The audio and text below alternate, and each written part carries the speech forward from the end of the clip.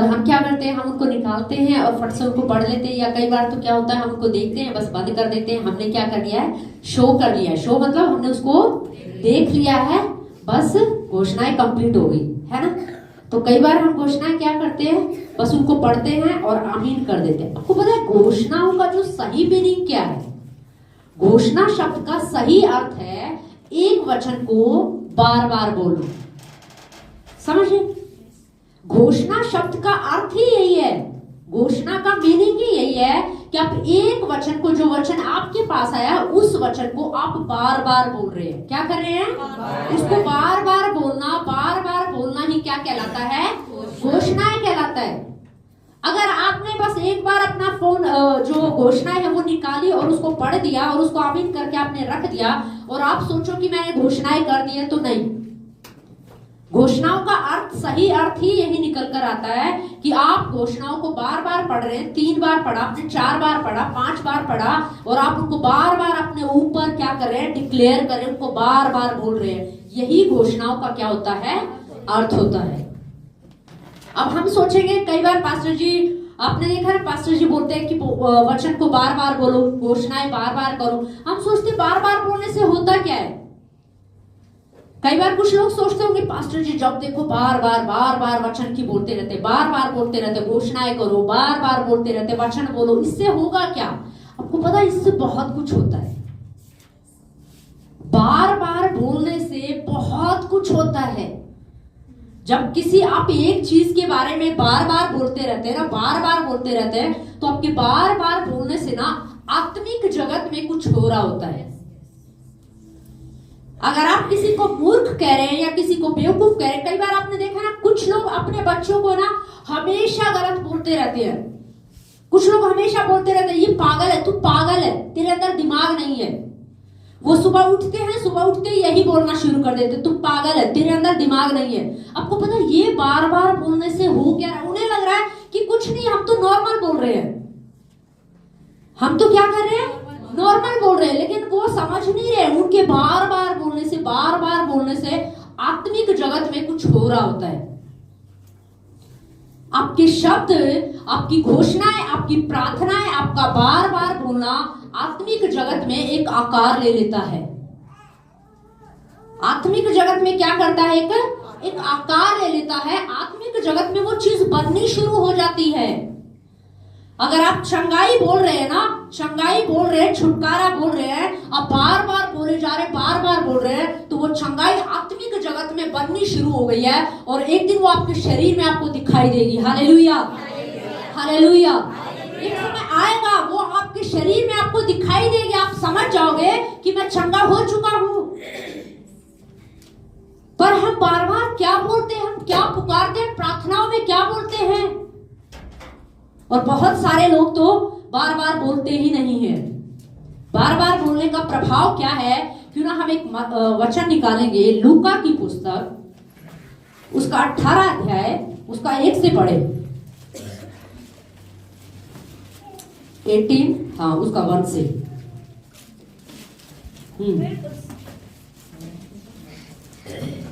फिर उसने उसके इस विषय में कि नित्य प्रार्थना करना और हियाव न छोड़ना चाहिए। बस अब ध्यान से सुनिए। फिर उसने उनसे कहा, किसने कहा? यीशु मसीह ने। किसने कहा? यीशु मसीह लोगों से बात कर रहा है। और यीशु मसीह क्या बात कर रहा है, क्या कहा यीशु मसीह ने? हाँ बोलिए। फिर उसने इसके विषय में कि नित्य प्रार्थना करना और हियाव न छोड़ना चाहिए। अब यहाँ पे एक बात लिखी है, यीशु मसीह कह रहा है, या प्रार्थना के विषय हम सीख रहे हैं, या मैं कहूँ बार बार वचन बोलने के विषय में, या बार बार घोषणाओं के बारे में आज हम सीख रहे हैं कि बार बार वचन बोलने से, बार बार घोषणा करने से, प्रार्थना में लगातार पुकारने से होता क्या है? क्योंकि हमें लगातार बोलने की, लगातार पुकारने की आदत नहीं है। हम लगातार किसी को गलत बोल सकते हैं, लगातार कोई किसी को गाली दे सकता है, लगातार कोई किसी को कोस सकता है, पर लगातार वचन बोलना कई बार हमें मुश्किल लगता है। लगातार अच्छी बातें बोलना कई बार मुश्किल लगता है। लगातार अच्छे बने रहना कई बार मुश्किल होता है। समझ? तो यहाँ पर यीशु मसीह कह रहा है, प्रार्थना के विषय में सिखा रहा है और कह रहा है नित्य क्या करो? प्रार्थना करो। नित्य का मतलब क्या है? लगातार। क्या कह रहा है यीशु मसीह? क्या करना है? तुम्हें प्रार्थना करनी है। क्या करनी है? प्रार्थना करनी है। पर कैसे करनी है? लगातार प्रार्थना करनी। तुम्हें नित्य प्रार्थना करनी है। तुम्हारी प्रार्थनाएं रुकनी नहीं चाहिए। और आगे लिखा है, यीशु मसीह कह रहा है अब तुम्हारा हियाव क्या है? नहीं छूटना चाहिए। यानी कि हिम्मत तुम्हें क्या है? नहीं छोड़ना, तुम्हें हार नहीं मानना है। आप प्रार्थना कर रहे हो, किसी विषय को लेकर आप प्रार्थना कर रहे हो, तो यीशु मसीह का कहने का मतलब है आप उस विषय के लिए प्रार्थना कर रहे हो, तो अब आपको उस विषय के लिए हियाव क्या है? नहीं छोड़ना है। आपको हार नहीं माननी, आपको हिम्मत नहीं हारनी है। अब हो सकता है एक हफ्ते से या एक महीने से या एक साल से चंगाई के लिए घोषणा कर रहे हैं। अब चंगाई के लिए घोषणा कर रहे होंगे, आप बार बार घोषणा कर रहे होंगे, बार बार घोषणा कर रहे होंगे, पर एक समय आया आपको लगा अरे मैं 1 महीने से घोषणा कर रहा हूं, मैं तो 2 महीने से घोषणा कर रहा हूं, पर कुछ हो ही नहीं रहा है। तो कई बार हम क्या कर देते हैं? छोड़ देते हैं। या कई बार तो कुछ लोग क्या कहते हैं, मुझे घोषणा करने का या मुझे प्रार्थना करने का या वचन बोलने का क्या नहीं लगता? टाइम नहीं मिलता। मैं इतना व्यस्त हो गया हूं अपनी लाइफ के अंदर कि मैं घोषणा करना ही क्या हो गया? भूल गया। कई लोगों को याद नहीं रहता, कई लोग भूल जाते हैं। आपको पता है, याद ना रहना, भूल जाना, या समय नहीं है, या मैं बहुत व्यस्त हो गया हूं, इसका मतलब पता है क्या है? इसका मतलब है आप कहीं ना कहीं विश्वास में कमजोर हो गए हैं। अगर आप इसका सही अर्थ देखोगे ना, तो इसका मतलब यही है कि जो वचन आपके पास है ना, यीशु के कोड़े खाने से तुम चंगे हो चुके हो, इसका मतलब आप जो चंगाई की घोषणा कर रहे थे ना, आपने छोड़ दिया, क्योंकि आपको इस वचन पर विश्वास नहीं है।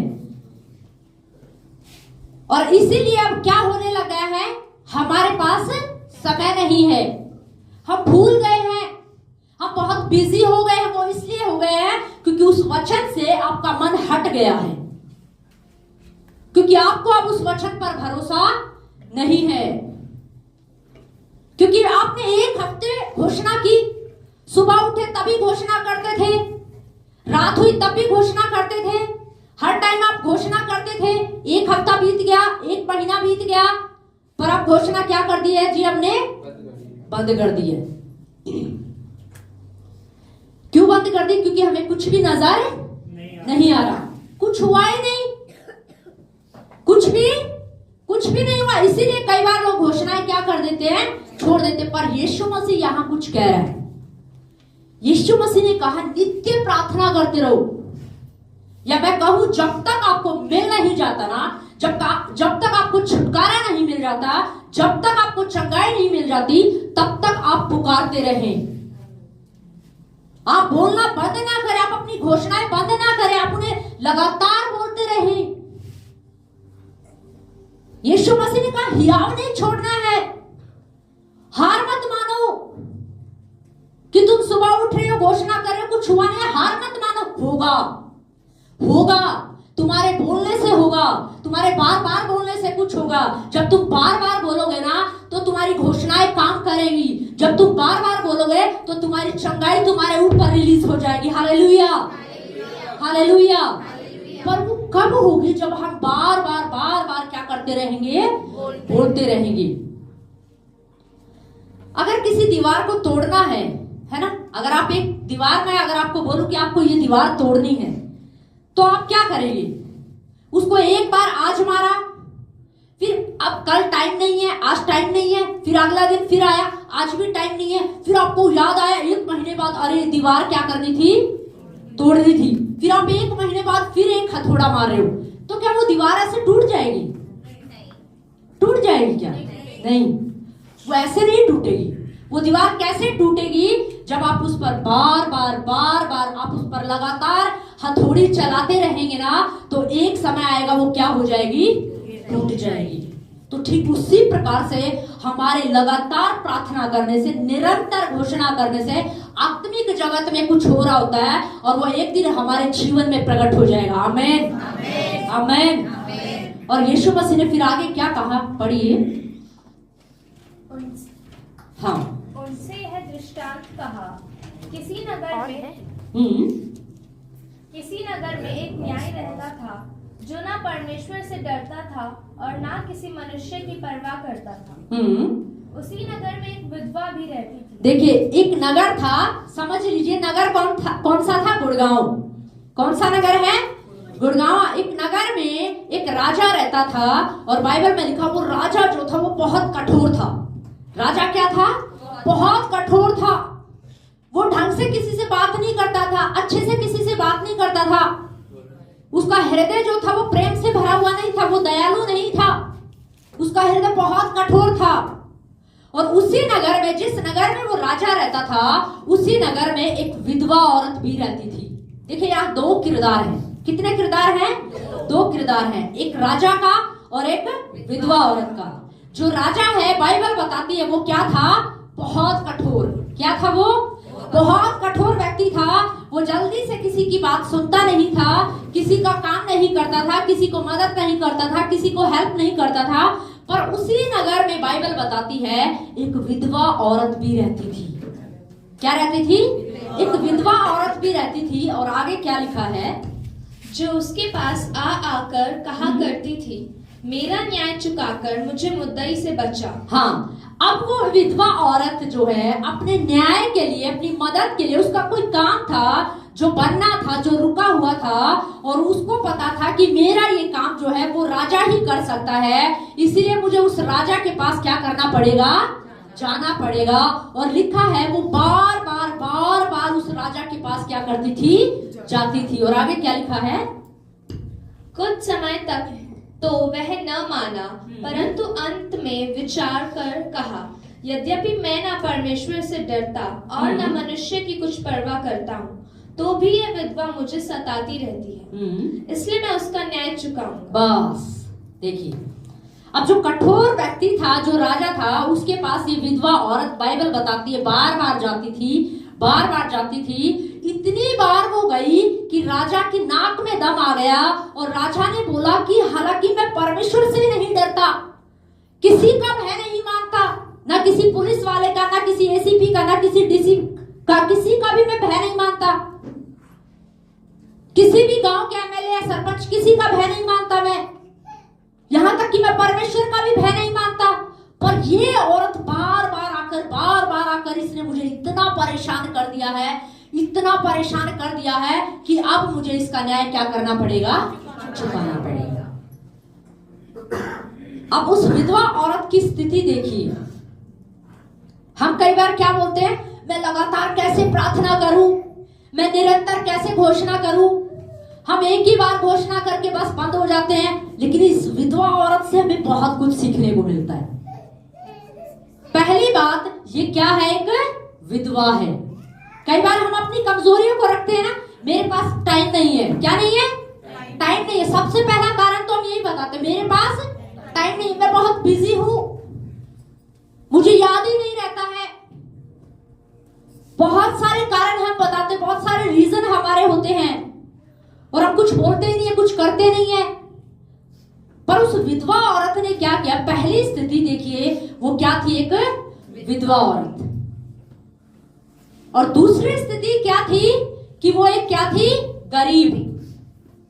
ध्यान से सुनिए, क्या थी? वो एक गरीब औरत थी। अब गरीब औरत कैसे पता चलता है? क्योंकि वो क्या कह रही है?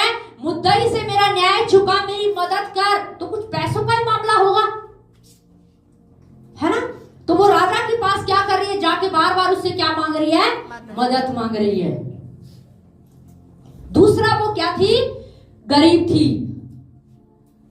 और तीसरा, वो अकेली थी।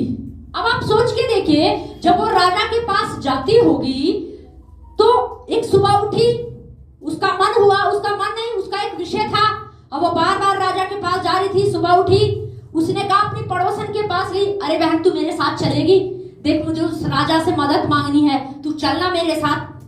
तो वो बहन क्या बोली होगी?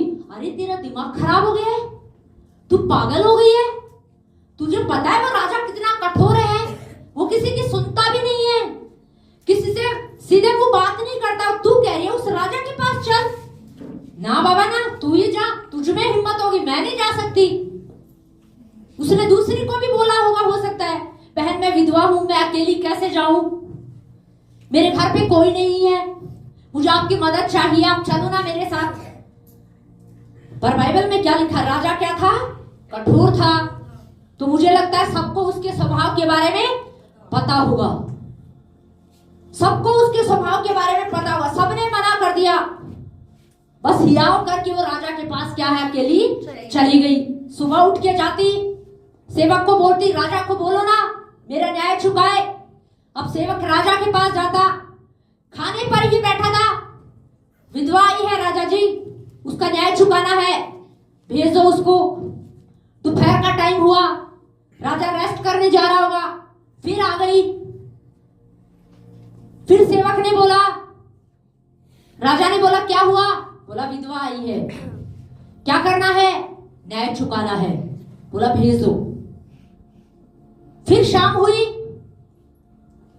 फिर विधवा ने अपना काम फटाफट किया, फिर घोषणा करने बैठ गई, यीशु के कोड़े खाने से मैं चंगी हो गई हूं, यहोवा मेरा चरा, मुझे कोई घटी नहीं होगी।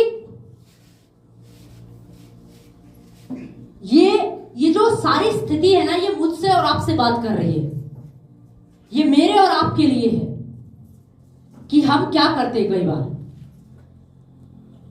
शाम हुई, फिर वो विधवा स्त्री गई, सिपाही ने फिर बोला राजा विधवा आई है, राजा ने फिर बोला भगा दो। अगला दिन आ गया, एक हफ्ता चला गया, एक महीना चला गया, ऐसे ही चढ़ता रहा। और विषय क्या था आपको बताओ? सबसे अच्छी बात, विषय एक ही था। विषय क्या था? विषय एक ही था। क्या था? चंगाई पानी है जी। क्या करना है? चंगाई पानी है। आपका विषय क्या है? ये आपका ही विषय है, चंगाई पानी है। क्या पाना है?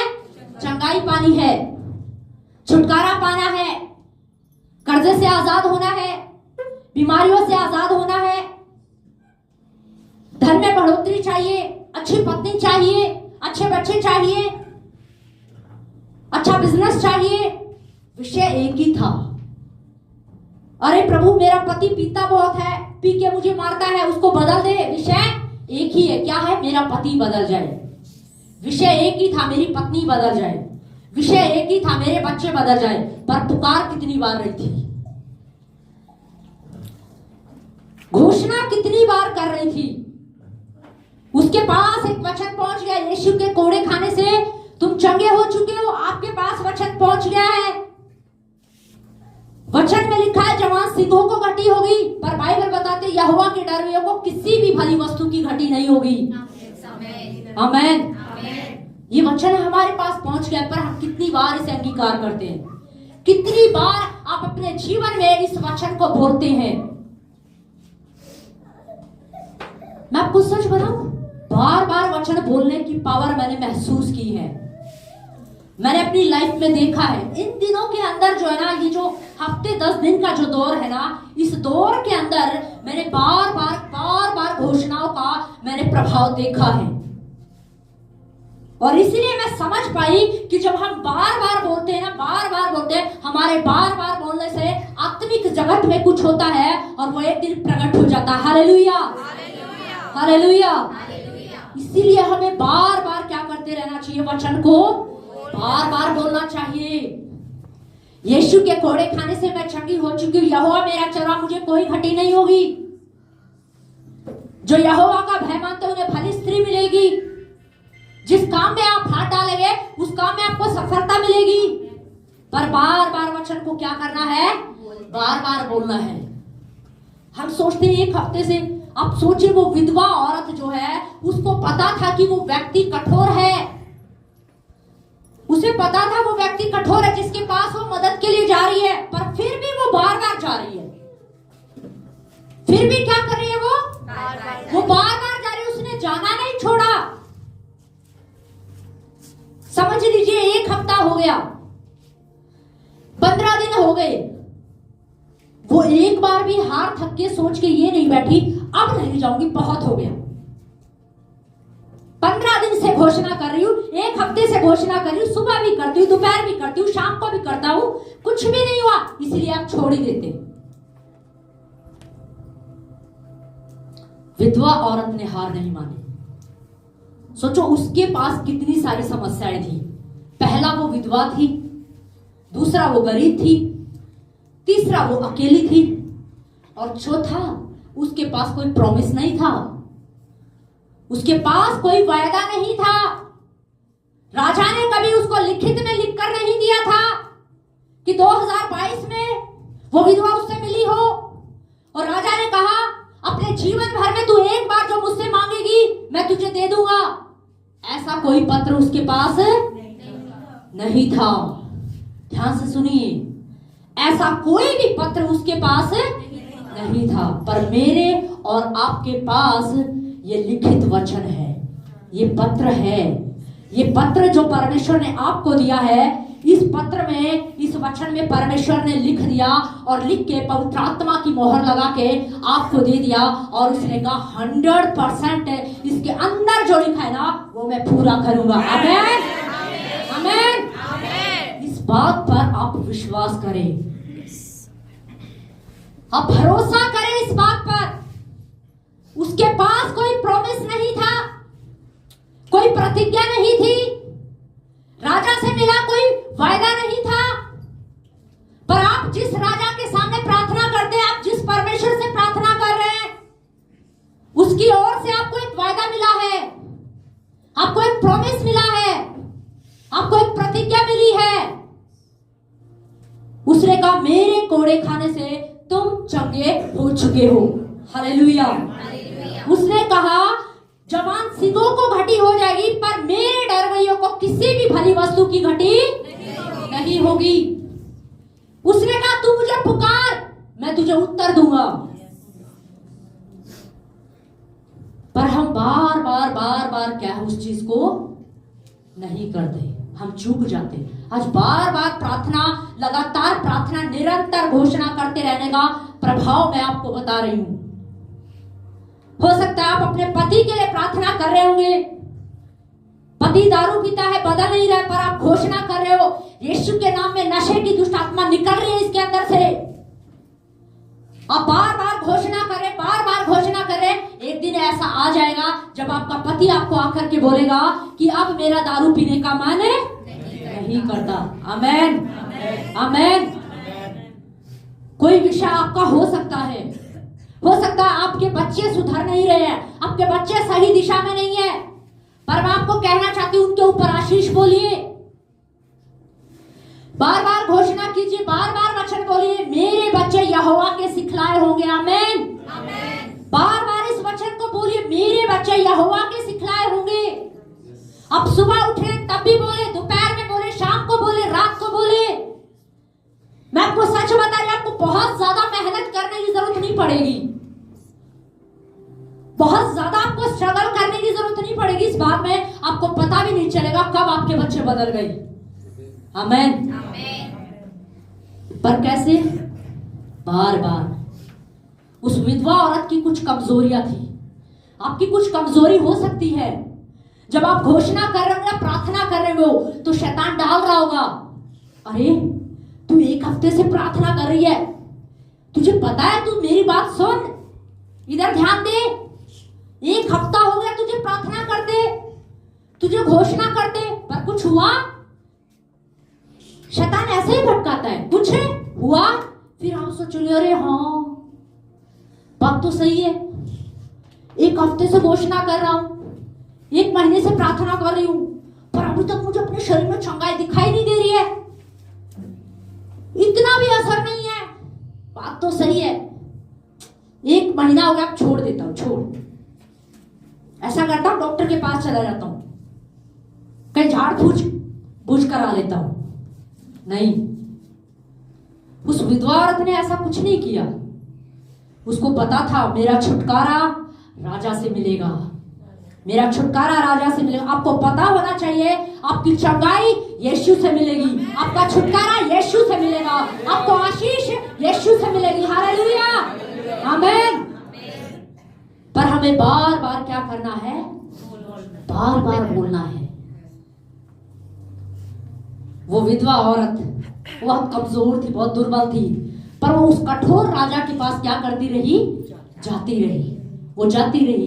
अब प्रार्थना करते रहिए। मैं आज आपको उत्साहित करूंगा, प्रार्थना करते रहिए। हो सकता है कोई विषय आपने छोड़ दिया था, आप घोषणाओं में कमजोर कमजोर हो गए थे, आपने घोषणाएं करनी बंद कर दी होगी, पर मैं आपको उत्साहित करना चाहती हूँ, वचन को बार बार बोलिए, वचन को बार बार घोषणा कीजिए, वचन को बार बार बोलिए, परमेश्वर आपके जीवन में काम करेगा। आमीन, आमीन।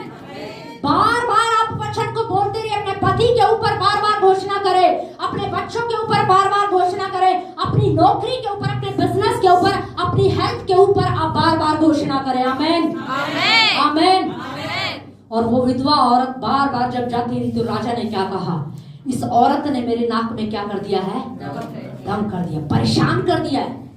ना तो मैं चैन से खा पा रहा हूं, ना मैं पी पा रहा हूं, ना मैं सो पा रहा हूं। अब तो मुझे इसका न्याय क्या करना पड़ेगा, चुकाना पड़ेगा।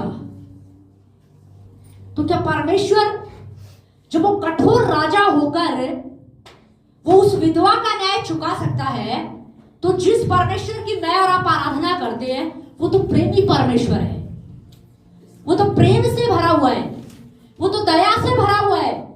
वचन कहता है प्रार्थना सुनने वाला परमेश्वर है, वो प्रार्थना का सुनकर उत्तर देने वाला परमेश्वर है।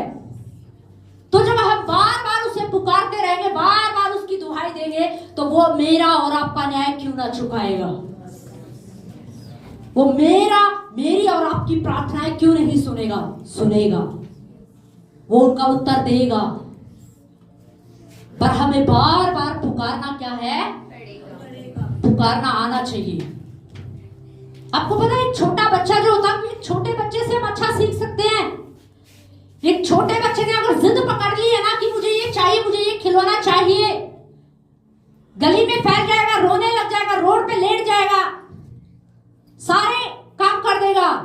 आखिरकार में माँ बाप को वो खिलौना उसको क्या करना पड़ता है, दिलाना पड़ता है। पैसे चाहे जेब में हो या ना हो, तब भी उसको क्या करना पड़ता है, वो दिलाना पड़ता है। मैं मांगने का, मैं आपको ये सिद्धांत बता रही हूं, मैं ये नहीं कह रही कि हमें हमेशा मांगते रहे, पर मैं आपको एक सही बता रही हूँ कि वचन की बार बार घोषणा जब आप करेंगे ना, बार बार वचन को बोलते रहेगा, बार बार आप प्रार्थना में पुकारते रहेगा, तो एक दिन हो जाएगा। Hallelujah, hallelujah. हम उस बच्चे से सीख सकते हैं, वो बार बार बोलता रहता है, मम्मी प्लीज, मम्मी प्लीज, पापा प्लीज, कितना प्यार से बोलते हैं ना। आप भी सुबह उठिए, प्रभु चंगाई दे, प्रभु छुटकारा दे, प्रभु आशीष दे। दोपहर हो गई फिर पुकारिए, शाम हो गई फिर पुकारिए, परमेश्वर आपकी प्रार्थना का उत्तर आपको देगा। Hallelujah, hallelujah. उस विधवा के पास ना तो कोई सहायक था और ना ही कोई प्रतिज्ञा थी। ये ध्यान से सुनिए। पहला उसकी कमजोरियां क्या थी, पहला वो क्या थी, विधवा थी। दूसरा वो क्या थी, गरीब थी। तीसरा वो अकेली थी। चौथा उसके पास कोई सहायक नहीं था। और पांचवा उसके पास कोई प्रॉमिस नहीं था। आज मैं आपको बता रही हूं, आपके पास प्रभु है। आप जिस परमेश्वर से प्रार्थना करते ना, वो परमेश्वर प्रेम से भरा हुआ है, वो दयालु परमेश्वर है। वो राजा तो कठोर था, पर आप जिस परमेश्वर की आराधना करते हैं वो कठोर नहीं है। आप अकेले नहीं हैं, आपके साथ यीशु है। आपके पास एक सहायक है, पवित्र आत्मा। आप ये नहीं कह सकते मेरे पास कोई सहायक नहीं है। जिस परमेश्वर से आप प्रार्थना करें, उस परमेश्वर ने आपको एक सहायक भी दिया है, और उस परमेश्वर ने आपको लिखित वचन दिया, आपको प्रतिज्ञा दी है, आपको अपना वायदा दिया है कि मेरे वचन को बार बार बोलते रहो, बार बार घोषणा करोगे तो तुम्हारे लिए हो जाएगा। पर हमें बार बार क्या करना पड़ेगा, बोलना पड़ेगा। बार बार हमें क्या करना पड़ेगा। शैतान आपको बोलेगा, शैतान आपके विचार में डालेगा, कब से प्रार्थना कर रही है, कब से घोषणा कर रही है, 1 महीना हो गया, 15 दिन हो गए, पर कुछ हुआ। मैं आपको सच बता रही हूं, हो सकता है आप में से किसी ने 6 महीने घोषणा की हो, या आप लगातार 1 साल से घोषणा कर रहे, पर आपने कुछ दिखाई नहीं दे रहा है। पर मैं आपको बताना चाहती हूं, आप हियाव मत छोड़िए, आप हिम्मत मत हारिए, आप घोषणा करते रहिए। आप बार बार अपना घोषणाओं का हथौड़ा चलाते रहिए, आप चलाते रहिए। एक दिन वो बीमारी की दीवार गिर जाएगी। हालेलुया। आप बार बार अपनी घोषणाएं करते रहिए, बार बार वचन को बोलते रहे, एक दिन वो कर्जे की दीवार